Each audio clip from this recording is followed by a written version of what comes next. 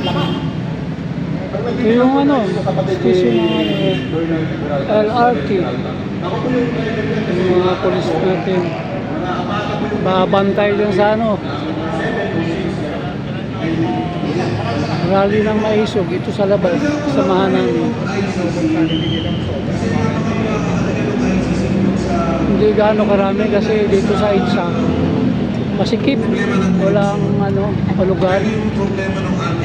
Dito lang kami sa labas kasi hindi man pinapapasok ng mga pulis. Binantayan pa ng mga pulis. Nandito sa loob, yan yung investigasyon sa loob. Kaya lang, galing ako sa loob. Ito na ako sa labas.